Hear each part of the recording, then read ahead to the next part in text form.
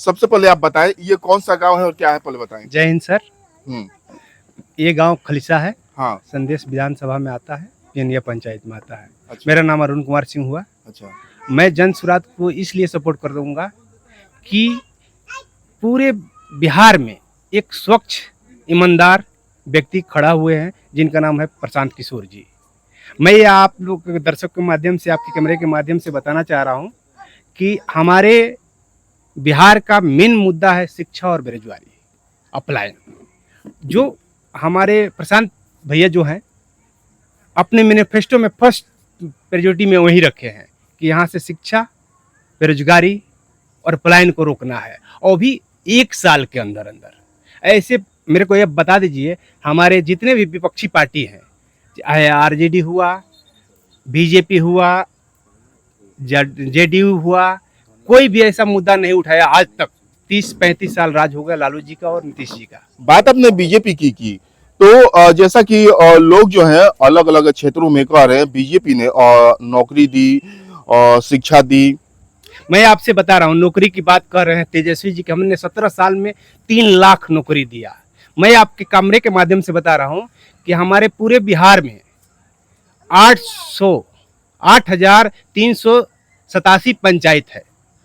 अगर वो 3 लाख नौकरी दिए हैं तो अगर मल्टीप्लाई हम कर रहे हैं तो हर पंचायत में 35 आदमी को नौकरी होना चाहिए। आप अभी हमारे पेनिया पंचायत में हैं, आप पेनिया पंचायत में 4 गांव आता है, पता कर लीजिएगा। उदौत नगर पंचायत है, बकरी पंचायत है, जोगटा पंचायत है, सरथुआ पंचायत है। अगर इसको जोड़ेंगे तो 200 आदमी को नौकरी होना ही चाहिए उनके हिसाब से, जो तेजस्वी जी बोल रहे हैं। लेकिन ऐसा कुछ नहीं है। अगर उनके पास सैलरी तो दे रहे हैं, जो नियुक्ति किए हैं सरकारी नौकरी का, तो सरकार से पेमेंट मिल रहा होगा, बिहार गवर्नमेंट से। बट मिल रहा है तो उसका लिस्ट जारी कर दीजिए कि हमने सैलरी इतने इतने एम्प्लॉय को दिया, उसका ये नंबर। और क्या लगता है अभी चुनावी माहौल चल रहा है, लोग जो है और तरह तरह की बातें कर रहे हैं, क्या उलटफेर देखने को मिल सकता है? मुझे यही लग रहा है कि इस बार जन सुराज। क्यों? कि एक मुझे नया विकल्प मिला है। अभी तक लालू के डर से मोदी, मोदी के डर से लालू, और मुझे जंगल राज नहीं चाहिए। देखिए, और जैसा कि यहाँ के लोग बता रहे हैं कि ये नए चेहरे को प्राथमिकता दे रहे हैं, यानी कि बदलाव चाह रहे हैं। लेकिन सिर्फ एक व्यक्ति के कहने से नहीं होगा, आगे आए और यहाँ और भी व्यक्ति बैठे हैं, बात करेंगे। क्या कहेंगे आप? इस बार जन स्वराज ही बिहार में आने वाला है। क्यों? क्योंकि वो मुद्दा पे बात कर रहा है। जो मेन मुद्दा बिहार का है, बेरोजगारी और शिक्षा, इस पे वो ज्यादा संघर्ष कर रहा है। संघर्ष कर रहा है? नहीं, अभी जैसे कि वो मुद्दा उठाया है जो, अच्छा, वो मुद्दा सही मायने में सबके लिए अच्छा है। और जैसा कि देखा जाए कि आप ही लोग के और संदेश विधानसभा में भी कई चेहरे हैं, क्या आप लोग उन पे भरोसा नहीं करते? जीतने के बाद हम लोग के गांव में पूरे पंचायत में हम लोग तो कहीं उन लोग को देखते भी नहीं है। जीतने के बाद कौन कहाँ गायब हो जाता है, कोई नहीं। हम लोग के पास तो कोई आई भी नहीं करता, ना सड़क आज तक टूटा है, कोई देखने आता है।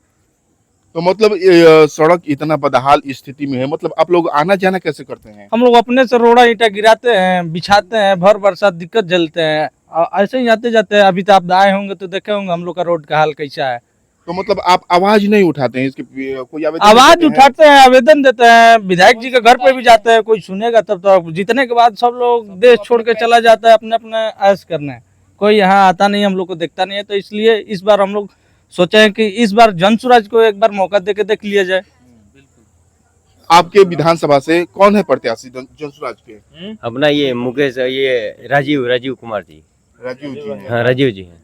तो क्या उनके बारे में आप क्या सोचते हैं? उनके बारे में हम लोगों की तरफ से फुल सपोर्ट है जन स्वराज के लिए। आपको हाँ, बस उनके लिए बस फुल सपोर्ट है। आप क्या कहेंगे?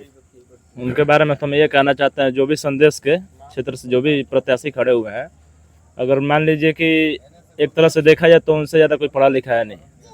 हम लोग जो मतलब पढ़े लिखे व्यक्ति हैं उनको फुल सपोर्ट करेंगे। जन सुराज को, राजीव रंजन राज भैया को फुल सपोर्ट है। और जैसा कि आपने बात कहा कि नए चेहरे को यहाँ प्राथमिकता दी जा रही है, तो मुकेश यादव हैं, वो भी एक तो नए चेहरे हैं। तो उन्हीं के घर के हैं ना, परिवारवाद चल रहा है यहाँ पे। परिवारवाद एकदम परिवारवाद चल रहा है यहाँ पे। इस संदेश विधानसभा में सबसे ज्यादा परिवारवाद चल रहा है इधर। बाकी कुछ पूरा नहीं आरजेडी है। में परिवारवाद चल रहा है। ये तो संदेश क्षेत्र की बात नहीं है, आप भी जानते हैं।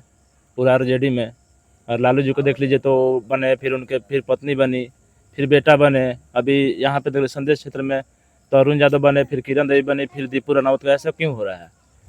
बात राजद की हो रही है, तो राजद में भी कुछ ऐसे लोग हैं जो बागी हो गए हैं और पार्टी से अलग हो रहे हैं। देखिए, बागी नहीं हुए हैं, बागी उन लोग को ये लोग बनाया है।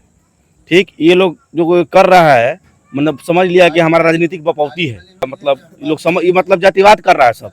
और ये जो जन स्वराज नया पार्टी जो खड़ा किया है, ये इस बार जातिवाद पे इस कोई बार वोट जातिवाद के लिए हम लोग बस जातिवाद बिहार से दूर करना चाहते हैं, और हमारा कोई मुद्दा नहीं है।